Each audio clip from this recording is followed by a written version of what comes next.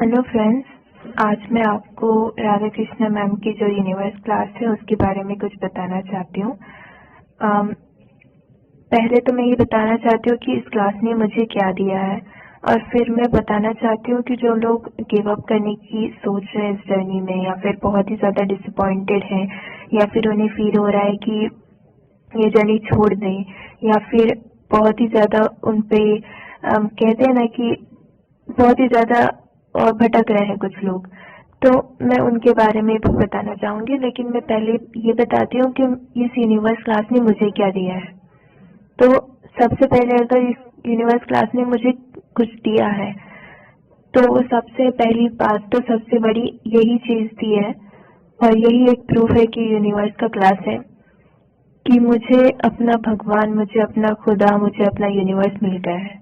और यही मेरे लिए सबसे बड़ी बात है कि जिस लेवल का कनेक्शन मैं पहले नहीं फील कर पाती थी, वो मैं आज फील कर पाती हूँ। और जो भी मतलब इस क्लास में आने के बाद जो भी मुझे कुछ गाइडेंस मिला, यूनिवर्स ने दिया, मैम ने दिया, सर ने दिया, और सोल फैमिली भी बहुत सपोर्टिव, उन्होंने भी दिया। वो सारी चीज़ें मेरी लाइफ में मतलब मुझे थ्री में पता भी नहीं होता है कि ये चीज़ हो रही है, और मुझे कहीं से ऐसे मेडिटेशन करते वक्त या फिर ड्रीम में कुछ गाइडेंस मिल जाता है। और जब मैं कुछ दिनों के बाद मुझे पता चलता है कि ये जो भी मुझे गाइडेंस मिला था वो 100% नहीं, 1000% एक्यूरेट है।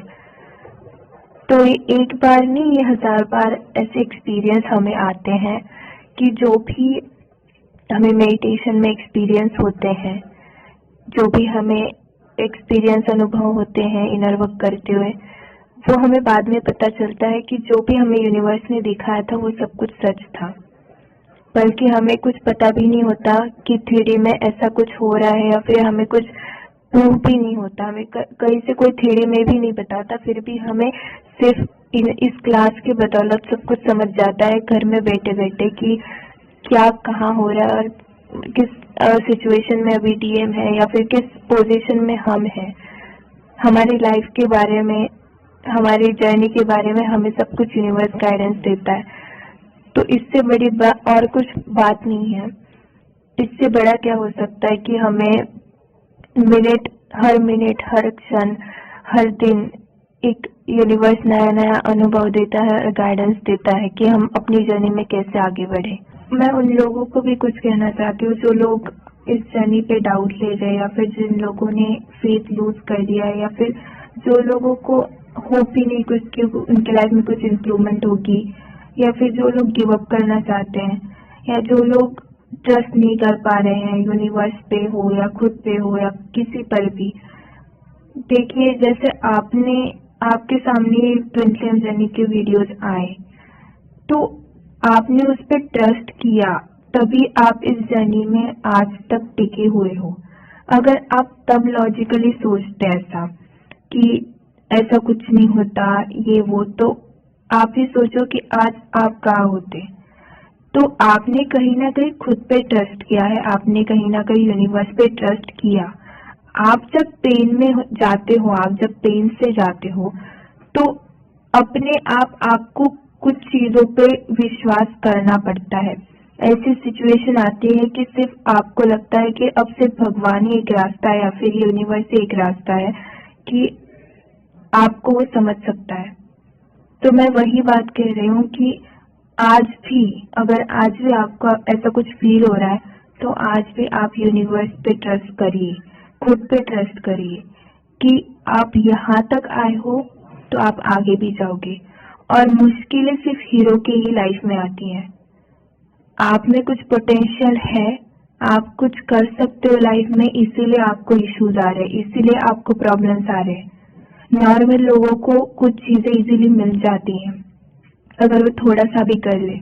हमें इतना क्यों ज्यादा सैक्रिफाइस करना पड़ता है, या फिर इतनी तपस्या क्यों करनी पड़ती है? क्योंकि हमारा पर्पस भी उतना ही बड़ा है। जितना हमारा पर्पस बड़ा होता है, उतना ही संघर्ष हमें मिलता है, और वो संघर्ष ही हमें एक पावरफुल और एक स्ट्रॉन्ग और एक प्योर सोल बनाता है। तो जितना आपको स्ट्रांग बनना है उतनी मुश्किलें आएंगी, जितना आपको प्योर बनना है उतना आपको धोखे मिलेंगे, और ये चीजें आपको फेस करनी पड़ेंगी, क्योंकि वही तो आपको सिखाएगा कि क्या गलत है और क्या सही है, और मैंने कहाँ गलती की या फिर उसने क्या गलती की और मुझे वो कैसे नहीं करनी है। तो जो लड़का या फिर जो लड़की या फिर जो भी इंसान वो पावरफुल है, उसमें पोटेंशियल है, इसीलिए लोग उसे खींचने की, नीचे खींचने की कोशिश करते हैं। अगर आप हीरो नहीं हो, अगर आप एक पावरफुल इंसान नहीं हो, अगर आप कुछ बड़ा करने नहीं आए हो, तो आपके इतने टेस्ट और इतने ट्रिगर्स और इतनी मुश्किलें और इतना संघर्ष आपकी लाइफ में कभी नहीं आएगा। तो आप खुद को ब्लेस्ड फील करो कि मैं, मुझ में कुछ है, मैं कुछ हूँ, इसीलिए मुझे इतना ज्यादा यूनिवर्स मेरे टेस्ट ले रहे हैं, इसीलिए मेरी इतनी ज्यादा टेस्ट मुझे मिल रहा है या फिर इतना संघर्ष मुझे मिल रहा है, क्योंकि मुझे कुछ करना है।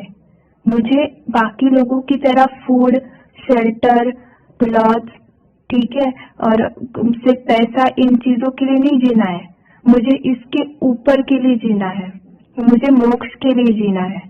और ये जर्नी तभी खत्म होती है जब हम अपनी आखिरी सांस लेते हैं। ये जर्नी तभी खत्म होती है जब हम अपनी आखिरी सांस लेते हैं। ये जर्नी कभी भी कंप्लीट नहीं होती।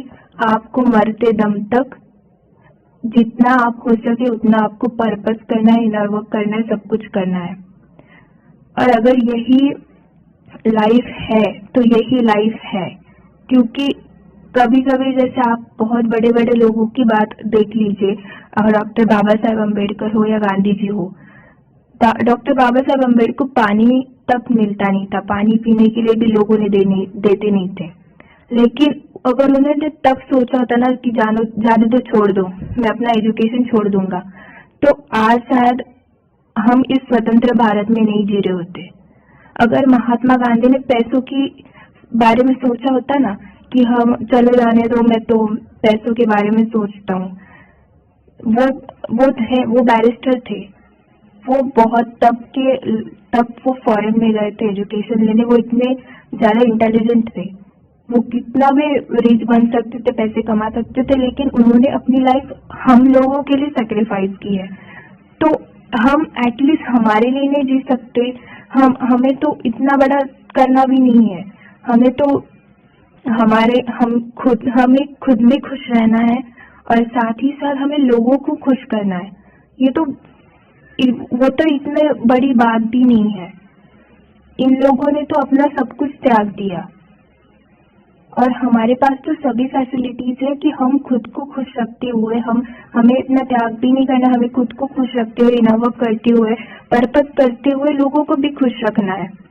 अगर तब इन लोगों ने गिव अप किया होता, और तब इन लोगों ने संघर्ष को एक ऐसा समझा होता कि चलो छोड़ दो, जाने दो, मैं क्यों लोगों के लिए इतना कर रहा हूँ।